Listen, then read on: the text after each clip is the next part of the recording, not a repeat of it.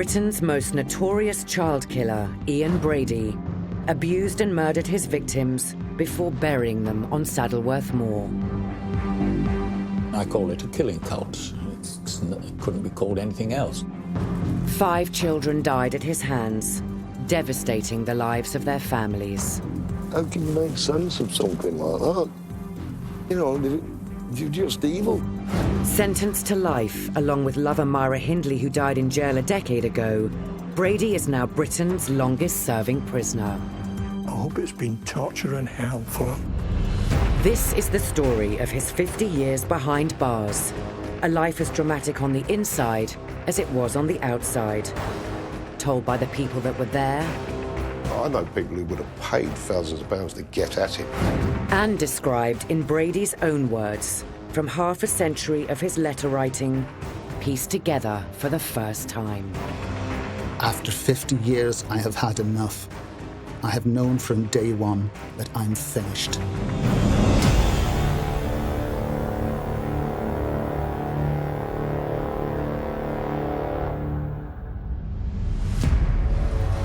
The Moors murders case was the crime of the century. From arrest to trial, the horrific details of Brady and Hindley's torturing and killing of innocent children shocked the nation. Brady and Hindley were convicted at Chester Assizes for the brutal murders of 10-year-old Leslie Ann Downey, 12-year-old John Kilbride, and 17-year-old Edward Evans. In May 1966, Britain had only just abolished the death penalty, so Brady escaped being hanged by just a few months.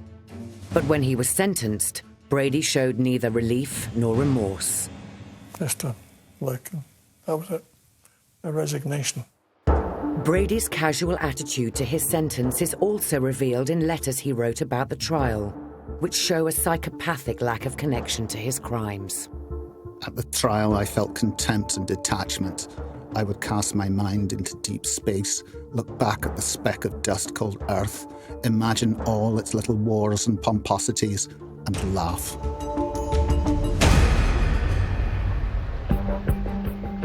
After the trial, from remand prison in Risley, Brady was first sent to Durham, a Category A prison, which in the 60s meant a brutally tough regime. It was the place for hard men.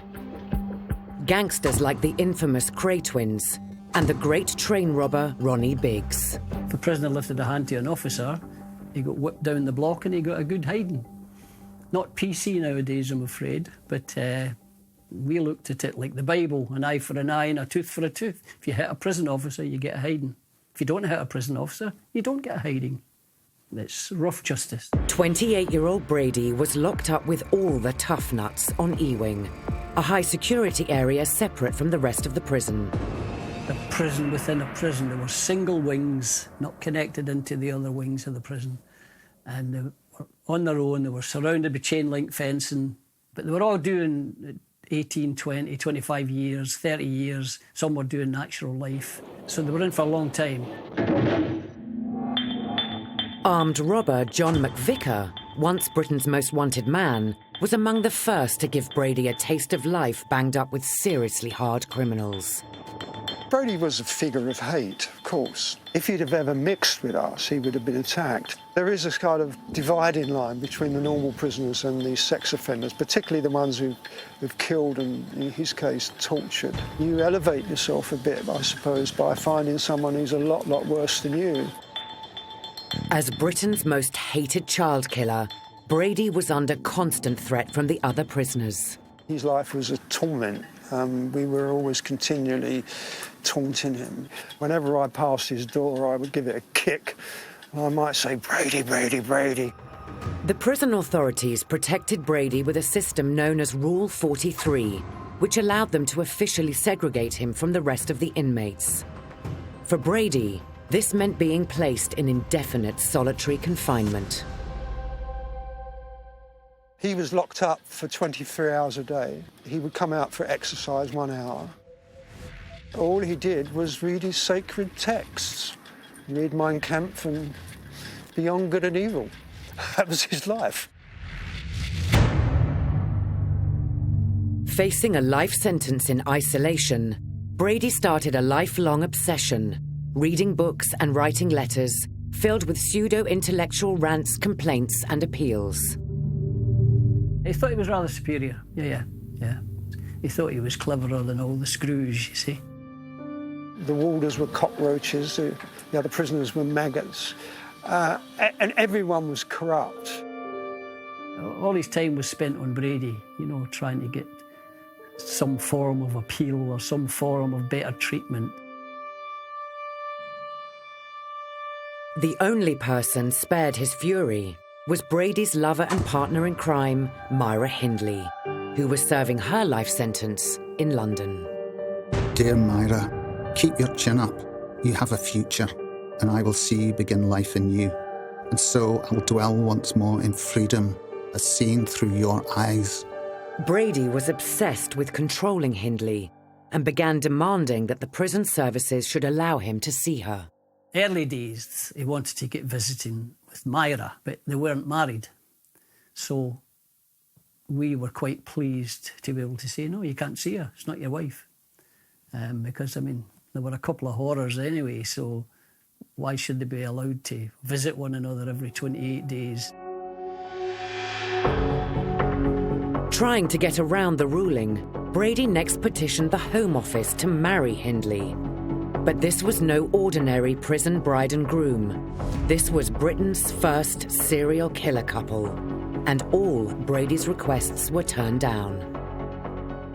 Brady and Hindley were not just disliked by other prisoners, they were disliked by the Home Office. So there was never much slack. They were never given much slack. Hatred for Brady and Hindley was fueled by their total lack of remorse. Even after 5 years in jail, they resolutely refused to tell the full story of the murders, just as they had done during the original police investigation.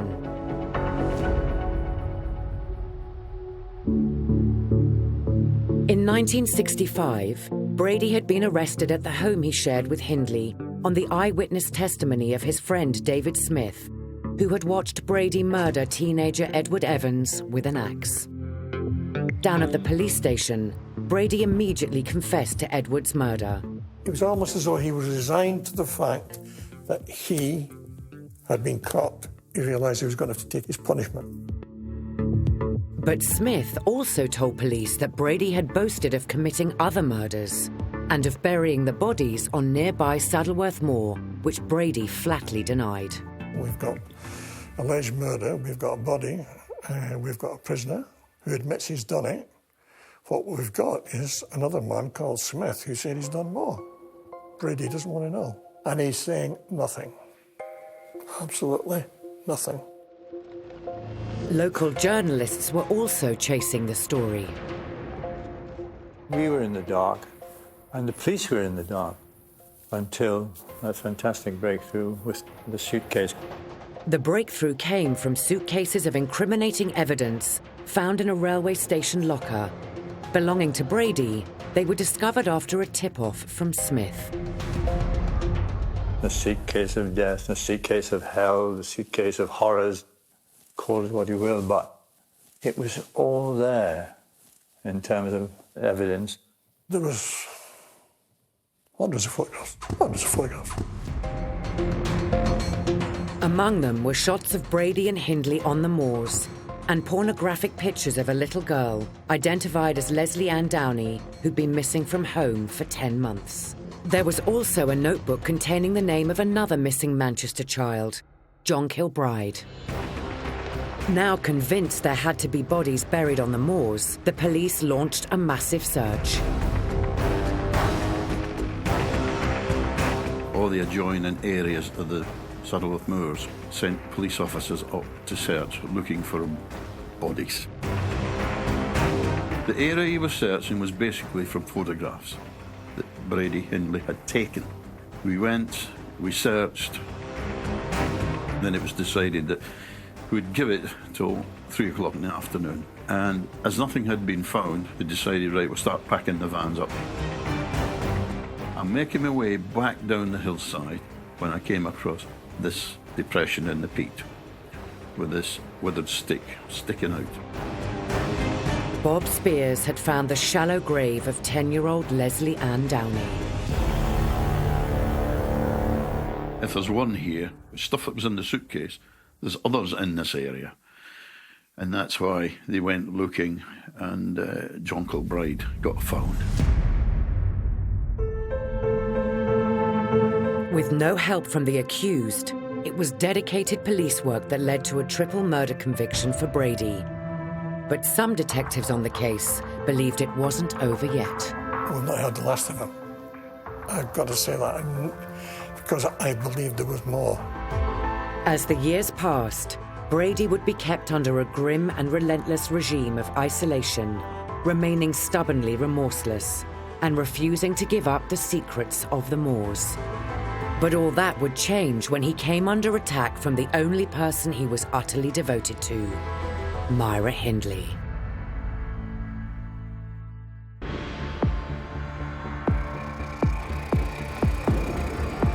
Serial child killer Ian Brady was jailed for life in 1966 and sent to Durham Prison in the north and then Albany in the south, before being moved again in 1974 to Wormwood Scrubs in West London. If they classed a prisoner as a bit cheeky or a bit of a handful or causing trouble, you could move like 3 times in a week. You could be in Durham on Monday, say the Scrubs on a Wednesday, and then Long Lartin or Gartree on a Thursday. Noel Razor Smith was a young offender doing what was known as Borstal time for armed robbery on B Wing at Wormwood Scrubs. Back in those days, all the staff wore their hats down to the peaks of their caps, and they all wore big boots, and they were all quite big geezers, you know. They were all ex-services, which they had to be to sort of control a prison like that. In prisons, and particularly at the Scrubs during those days, there would have been superstar prisoners, and he would have been their superstar. They were quite proud of the fact that they had Brady in there, who was their pet monster.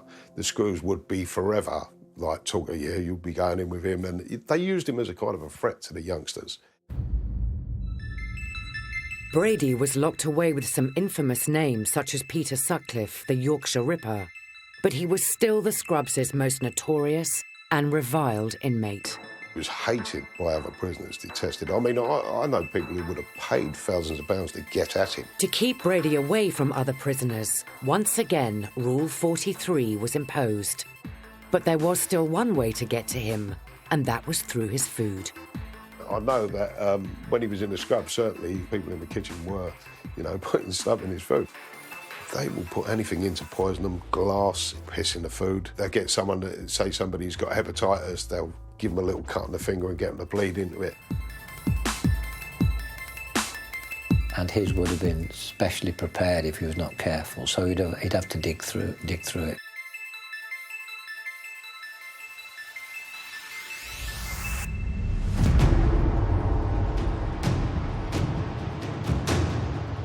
As in all his other prisons, at Scrubs, Brady spent most of his time in isolation.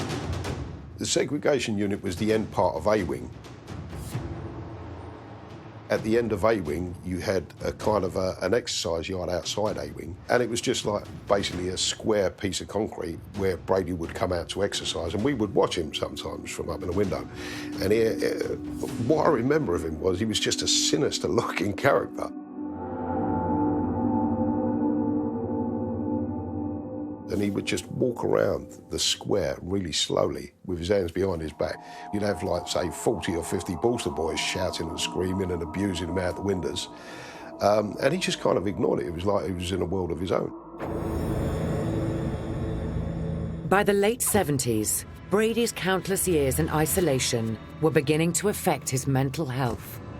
In terms of what happens in his mind, I think there would be times when he would feel swamped by the whole enormity of the situation and the fact there was years ahead of him.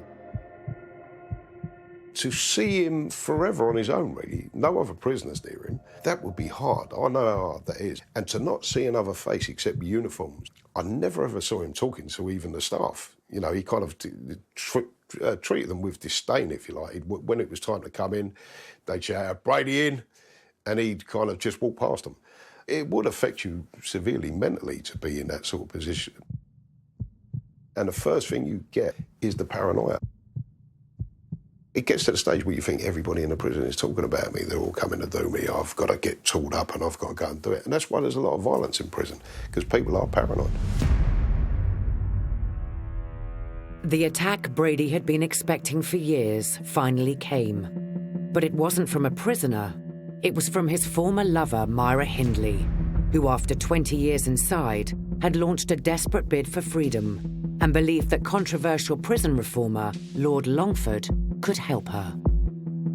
I would say that whatever she had done, she would be entitled to be considered for parole.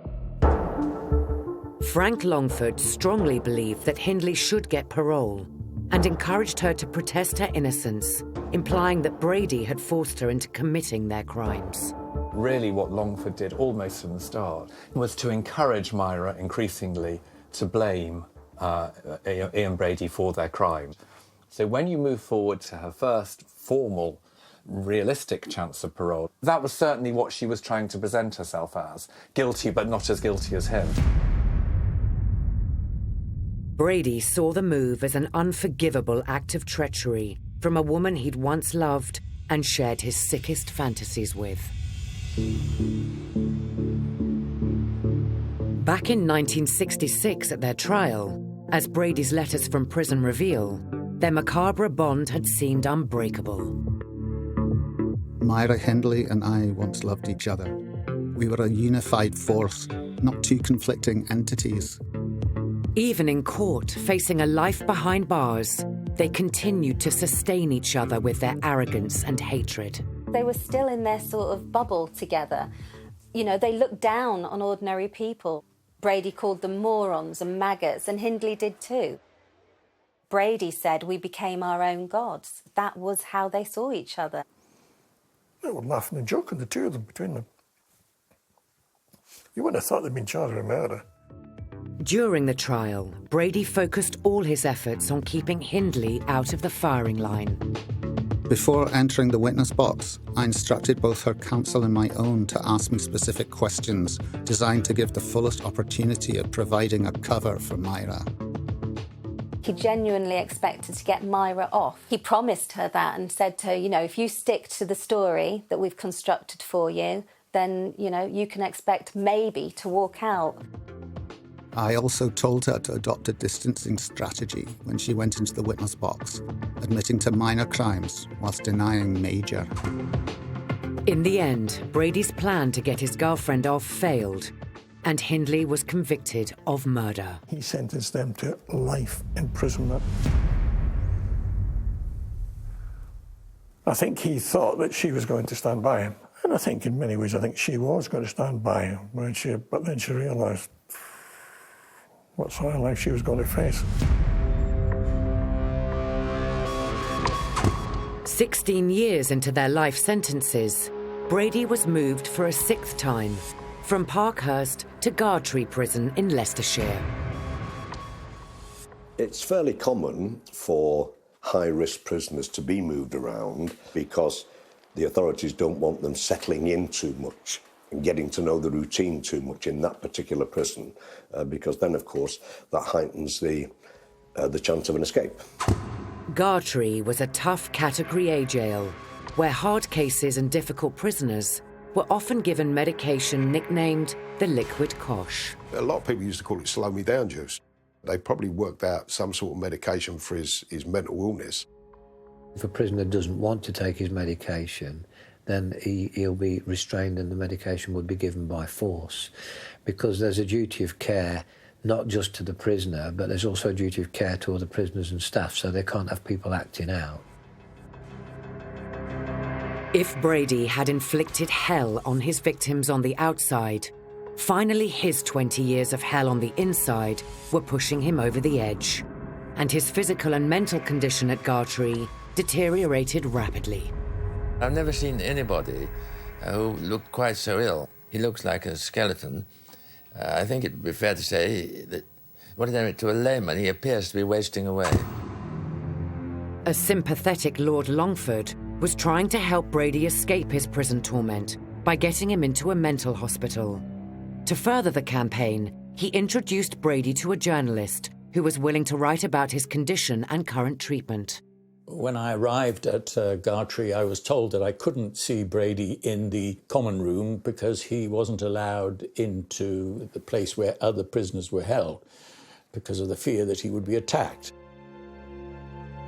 Because of the threat from other prisoners, Fred was allowed to see Brady in his cell.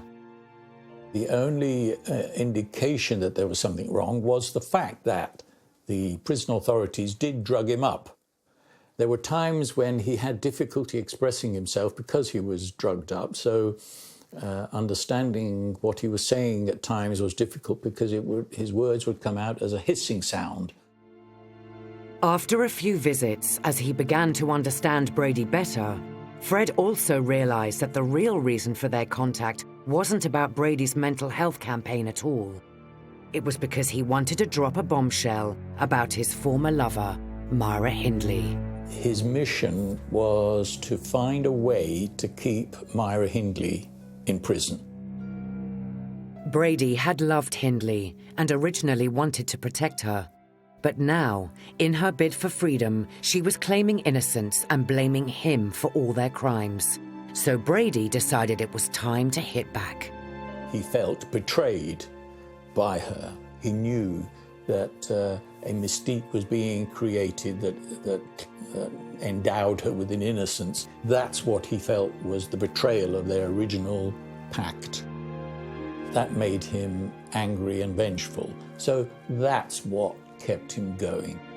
Brady was about to make a devastating move. He held secrets that gave him a sick source of power on the outside world, and he was about to unleash that power on Hindley to make sure she would never see the light of day again.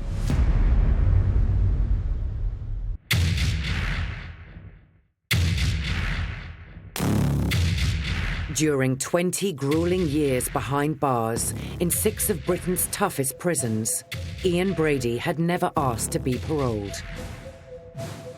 With no prospect of release for himself, he was determined that the same should apply to his accomplice, Myra Hindley. Lord Longford is well aware, as is the Home Office, that I have always accepted that the weight of the crimes both Myra and I were convicted of justifies permanent imprisonment, regardless of expressed personal remorse and change. She was all about, I'm going to get parole, and he was all about, no, you're not. At the Moors murders trial, the judge had hinted that Hindley was the lesser evil of the two, and therefore eventually eligible for release. 20 years later, she was bidding for her freedom, so Brady planned to crush her campaign, using a journalist to prove she'd been lying about their crimes all along. The first point at which he acknowledged that there were other victims was while we were sitting in the dental room. He whispered that, yes, there were other victims, more than people realized. He had this internal struggle. He didn't really want to talk about these other children as victims. He had to do so if he wanted to screw Myra. Fred went to press, and the story had an enormous impact. Allegations by a Sunday newspaper that Brady has admitted killing other children. The mothers of 2 missing youngsters are now appealing to him to say where they're buried. It was a huge thing in the media, but especially, of course, it was a massive step for the victims' families. The story also had a devastating effect on Myra Hindley's supporters. He knew that those 2 names were dynamite as far as her parole was concerned. From Frank Longford's point of view, he had mortgaged his good name to support Myra Hindley. Myra then hadn't told him the whole truth. It was Ian Brady who revealed that. That thereafter was the flaw in her armour, the flaw in the campaign for her to be released. Brady was victorious, but the war with Hindley had taken a massive toll on his mental health. He progressively didn't eat, or his eating patterns were abnormal. He became increasingly paranoid about other people. He began to hear voices, and some reports were that he was hearing screaming voices. There were various debates between psychiatrists at that time, but it became clear to everybody concerned that he had deteriorated so far that he needed to be moved to hospital.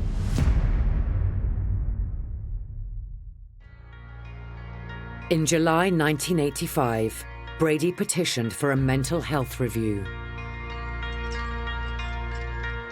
If you're under the mental health auspices, you can sort of make a fairly decent life for yourself, I should imagine. Once you get over the initial sort of fear and, you know, the dosing up with medication, apart from that, it's a pretty easy life.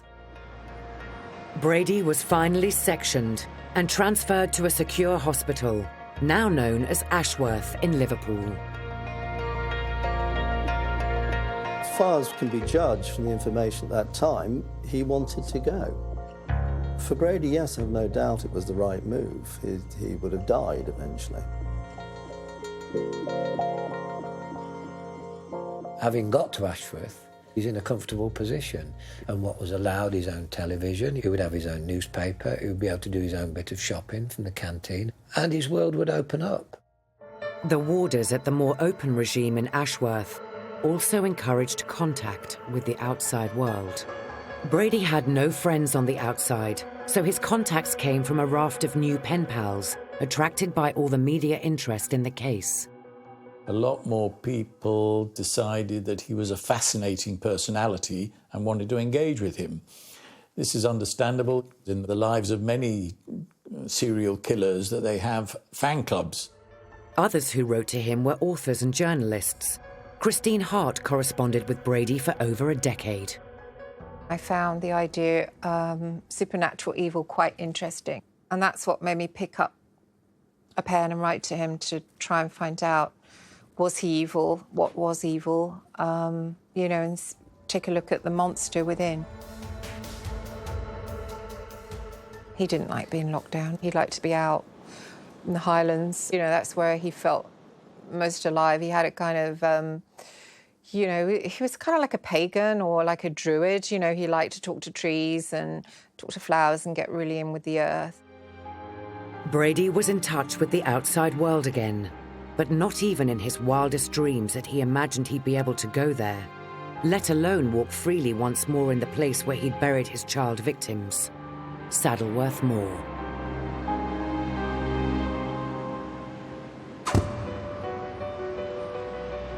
In 1986, Brady had a visit at Ashworth from the police, investigating his claims of more victims buried on the moors. We went to see him quite early on. And basically what he was saying, I will spill the beans, I will tell you, chapter and verse of all this. If you allow me out for a weekend, or if you allow me alcohol. So there were all sorts of weird and wonderful conditions. Detectives needed information on where to dig for the bodies, but hadn't bargained on dealing with a manipulative psychopath, only out for himself. It was a bit of horse trading about, well, if you could do that, I might help you, and if you can't, I won't. Obviously, we couldn't play that game with him at all. To begin a mass search for bodies on the moors with no clues seemed a hopeless task. So in the winter of 1986, detectives turned their attentions to Myra Hindley. Everybody said Myra Hindley was a very manipulative woman. She was always in charge. We wouldn't get the time of day out of her, basically, was the general view. We turned up at the prison. To our absolute astonishment, long story short, she just said, well, what is it you want to know? We've come to interview Myra Hindley. I saw her yesterday, and as a consequence of that, I'm seeing her further today. Hindley hoped that by cooperating with the police, she'd redress the damage done to her parole campaign. The agreement that day was that she was prepared to point out where these two kids may be. Myra Hindley is back on Saddleworth Moor, the scene of the Moors murders which shocked the country 20 years ago. Over the next 6 months, Hindley tried to help the police and made visits to the moors. but at times it looked like a wild goose chase. The moor itself is a difficult place. We've not, in this instance, unfortunately, got the quick result, perhaps, that it would have been nice to have. Brady tried to control the situation by refusing to join in. But then, with Hindley's help, the police finally made a breakthrough. I can remember exactly, she said it was just going dusk because I could see the V shape of the valley on the other side of the road. We went back the next day, and would you believe, you could only see that view from a very restricted area on the moor. So unwittingly, she told us, she gave us this fantastic lead as to what area to focus upon. Now the police had something specific to go on. They started digging in earnest. Do you still remain confident that remains will be found on the moors? I've nothing to dissuade me from that at the moment, nothing at all. Very soon they found what they'd been looking for since the operation began. We've recovered a body. Mr. Topping, there's been a lot... What you must appreciate is we've recovered a body that's been in the ground for a long time. The body is well preserved. The search team had found 14-year-old Pauline Reed, who'd been missing from home for 24 years.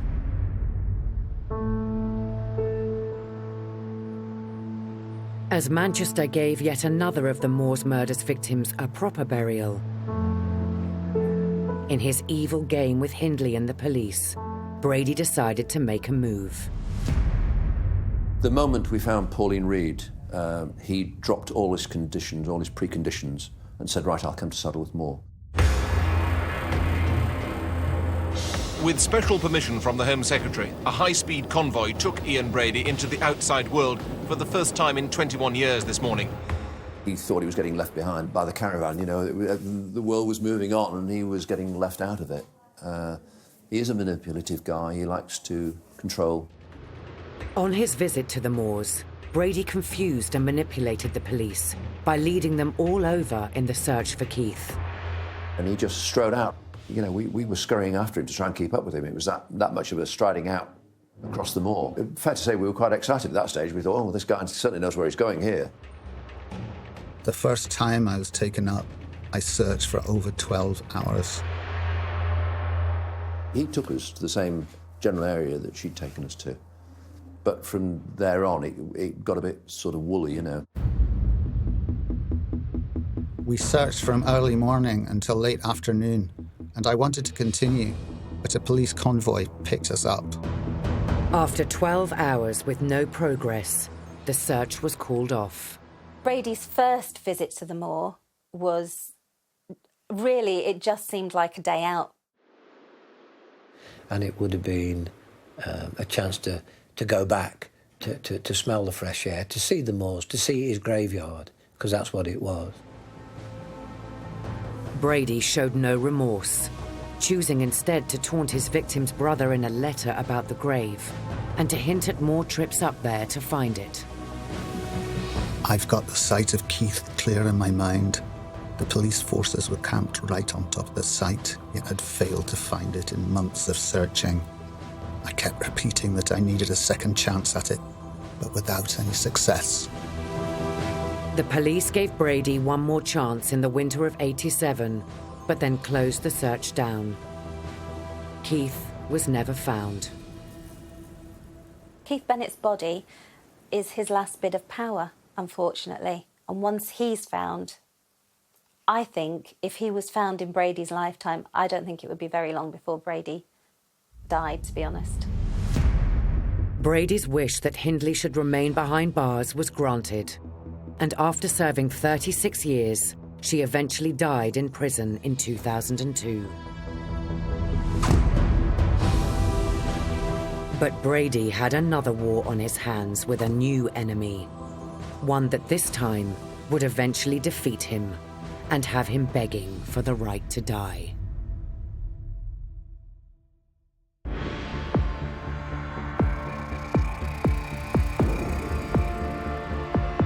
Ian Brady is Britain's longest-serving prisoner and most notorious child sex killer. Arrested over 50 years ago at his home in Manchester, he now wallows in self-pity, claiming he wished himself dead from the start. From the moment I discovered the revolver wasn't under the bed when the police surrounded the house, I knew I was finished. Whether I live another day or not means nothing to me.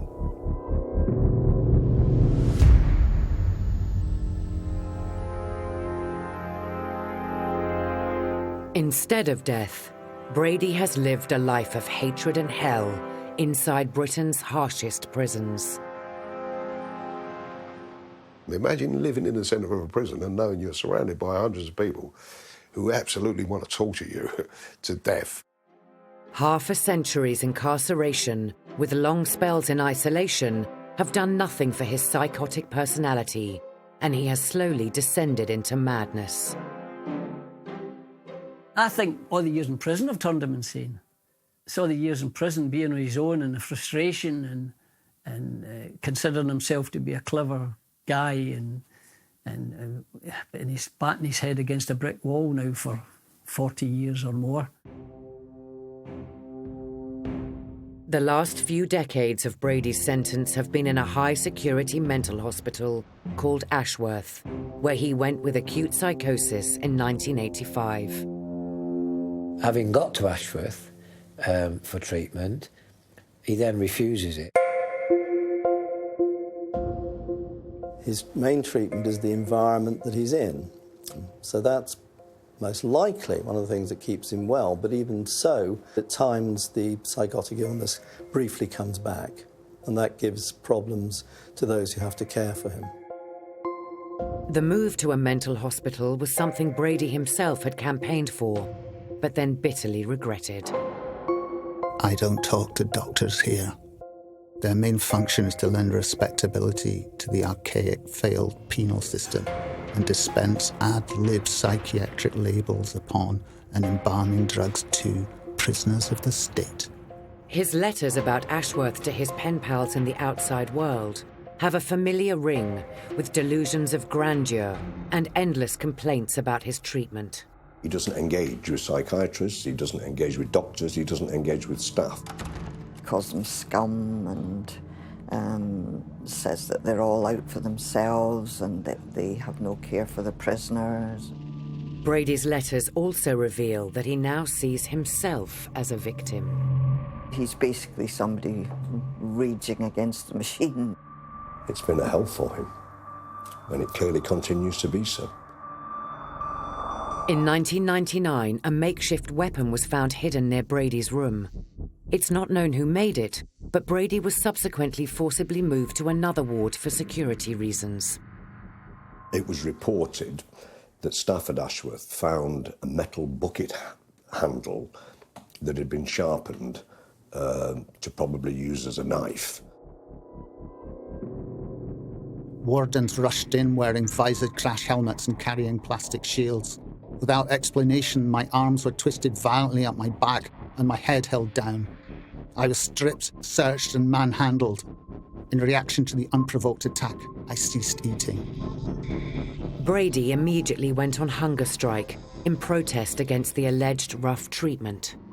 He felt his own autonomy had been breached by being forcibly manhandled from one ward to another.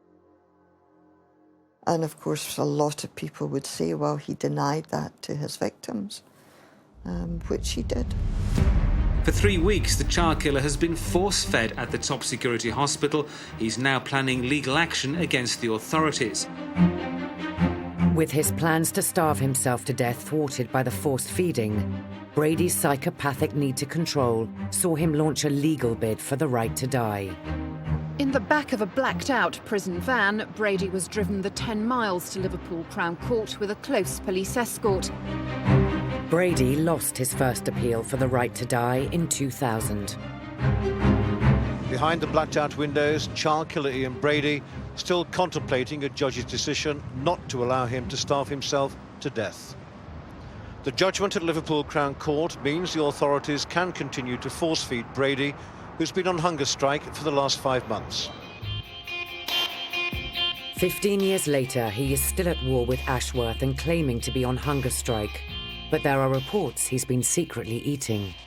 A friend of mine was a psychiatric nurse, and he had told me about friends of his who were at Ashworth, and they left out biscuits for him, and the biscuits would disappear.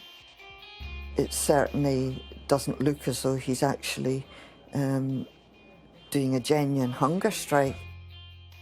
One has to be honest and detached and say, this is something that sort of comes and goes, I think, and his true motivation to starve himself to death waxes and wanes. As far as his victims' families are concerned, this idea of Brady wanting to commit suicide is just the biggest lot of nonsense ever, because there's no doubt that if he wanted to do it, he would do it. He would have done it years ago. Determined to keep the battle going, Brady has carried on with his appeals to reverse his transfer to mental hospital and get back to prison where he can't be force-fed anymore. I do not think there's any benefit in him being transferred back to prison. However, there'd be one person who benefited in the sense of having won his last battle, and that would be him. He would feel that he'd won. As far as he's concerned, it's a war. You know, it's a battle between him and Ashworth, and it's one that Ashworth is going to win. In June 2013, Ian Brady finally lost his legal battle, and the judge ruled that he should stay in Ashworth's care forever.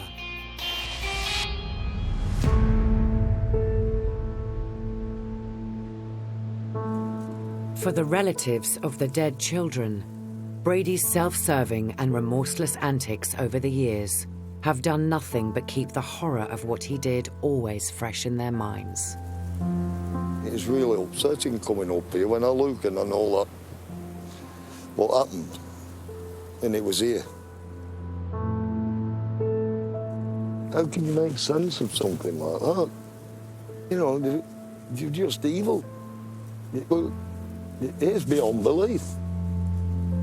Now, at the age of 78, Brady himself faces imminent death. And after 50 years behind bars, all he can do is look back on the lives he's ruined, including his own. But when he dies, it will be the end of a chapter, you know, the end of an awful chapter in criminal history. The relations of the children whom he's killed can rest easy on the fact that he's led a tortured, horrible, disgusting, degraded life. I hope it's been torture and hell for him.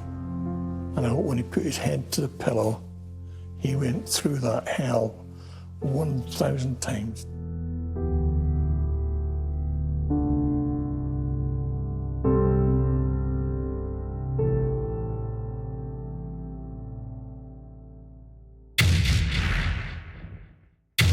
Tackling debts totalling tens of thousands of pounds from some audacious scams. The new season of Can't Pay Will Take It Away continues tomorrow at 9. But next tonight, car crash interviews and baffling game shows.